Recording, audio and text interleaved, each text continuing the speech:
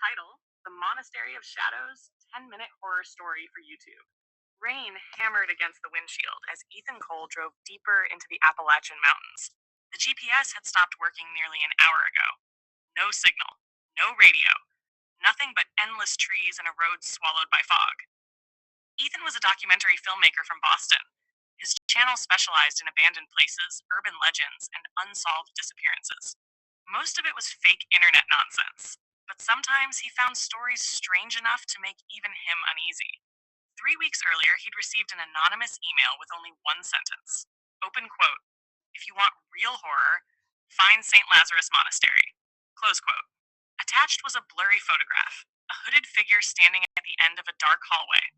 At first, Ethan thought it was another prank, until he noticed something chilling. The shadow of the figure stretched in the wrong direction. The monastery wasn't on any modern map. Locals in the nearest town refused to talk about it. One old waitress crossed herself the moment Ethan mentioned the name. "You go there after dark," she whispered. "You don't come back the same." That warning replayed in Ethan's head as he finally saw it emerge through the storm. St. Lazarus Monastery. Massive stone walls towered over the cliffs like a fortress abandoned by God himself. Broken stained glass windows stared down like hollow eyes. The building looked dead, but there were lights inside. Candles. Ethan parked near rusted iron gates and grabbed his camera. "All right," he muttered into the lens, forcing confidence into his voice. "I'm here at the infamous St. Lazarus Monastery, a place linked to disappearances dating back over 30 years. Thunder cracked overhead. The gates creaked open on their own. Ethan froze, then laughed nervously. Probably the wind. But there was no wind anymore, only silence. Inside, the monastery smelled of wet stone and decay. Long hallways stretched endlessly into darkness. Candles flickered beside ancient statues with their faces scratched off. Ethan kept filming. This place was supposedly shut down in 1994 after a priest vanished during an exorcism ritual. As he spoke, his flashlight passed over words carved into the wall. "He is still here." Ethan stopped recording. The letters looked fresh. Deeper inside the monastery, he discovered an old chapel. Rows of rotten pews faced a black altar covered in melted candles. Hanging above it was a massive wooden cross turned upside down. Then he heard it. Footsteps, slow, heavy. Behind him. Ethan spun around. Nothing. His breathing quickened. "Hello?" No answer. Then, whispers. Soft at first, too faint to understand. He lifted the camera microphone toward the darkness. The whispers grew louder, and suddenly clear. "Ethan." His blood ran cold. "How do they know my name?" The whisper came again, closer this time. "Ethan." He backed toward the chapel exit when his flashlight revealed something standing at the end of the hallway. A tall, hooded figure, completely motionless, its face hidden in darkness. Ethan's heart pounded. "Hey, who's there?" No movement. The figure simply stood there, watching. Ethan raised the camera to zoom in. The moment he did, the figure vanished, not walked away. Vanished. Panic finally began creeping into Ethan's mind. He hurried down another corridor searching for an exit, but the monastery no longer made sense. Hallways looped endlessly. Doors led back to the same rooms. Every path somehow returned him to the chapel, and every time, the hooded figure appeared closer. First at the hallway entrance, then halfway down the corridor, then standing beside the pews.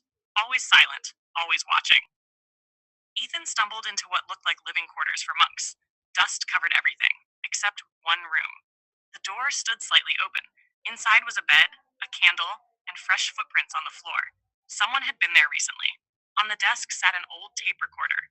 With shaking hands, Ethan pressed play. Static filled the room. Then a man's voice spoke. "If anyone finds this, leave now." The voice trembled with terror. "He isn't a demon. He isn't a ghost. He's something older." Static crackled. "We tried to contain him during the ritual. Father Gabriel thought prayers would stop it." A loud banging interrupted the recording. Then screaming. Horrific screaming. The voice returned, crying now. "He wears our faces. He learns our voices. Don't let him speak to." The tape abruptly stopped. Behind Ethan, someone whispered, "Ethan," exactly in his own voice. He turned slowly. The hooded figure stood inside the room, only a few feet away, its head tilted unnaturally. Then, from beneath the hood, Ethan saw his own face staring back at him, smiling. But the smile was wrong. Too wide, too long. The creature opened its mouth. Darkness poured out instead of words. The candles exploded. Ethan ran. He sprinted blindly through the monastery as whispers echoed from every direction.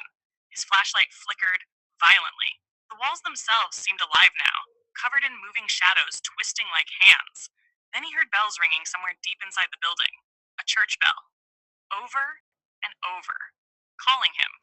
Without realizing it, Ethan followed the sound downward into underground tunnels beneath the monastery. The air grew colder with every step. At the end of the tunnel stood a massive iron door, covered in crosses and blood. The bells stopped. Silence. Then the door slowly creaked open by itself. Inside was a circular chamber lit by hundreds of candles. Monks knelt around the room, completely motionless. At first, Ethan thought they were praying. Then he realized they were corpses. Dried skin stretched tightly over bone, all facing the center of the room, where Father Gabriel hung nailed to a cross, still alive. His cloudy eyes opened the moment Ethan entered.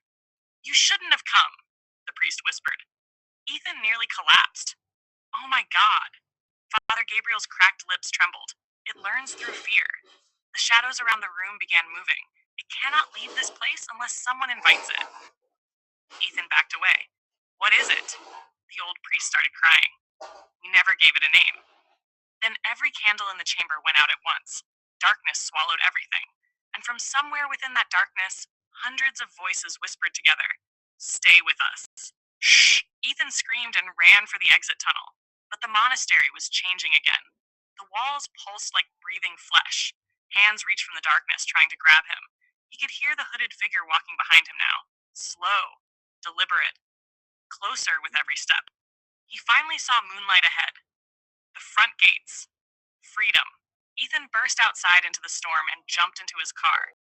The engine roared to life instantly. He sped down the mountain road without looking back. By sunrise, he reached the nearest town. Shaking violently, he rushed into a diner full of exhausted truckers and terrified locals. "I saw it," he whispered. The waitress from before turned pale. "You saw the Shadow Man." Ethan nodded. She looked toward the mountains, then asked quietly, "Did he speak to you?"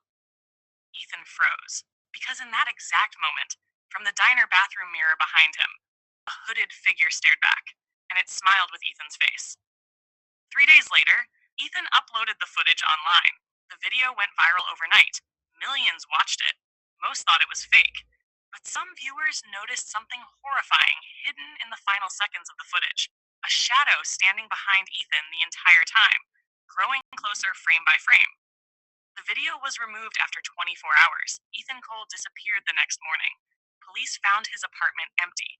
No signs of struggle. No fingerprints. Only one thing remained on the wall above his bed. Written in black paint. "Prayers don't save you, they summon him."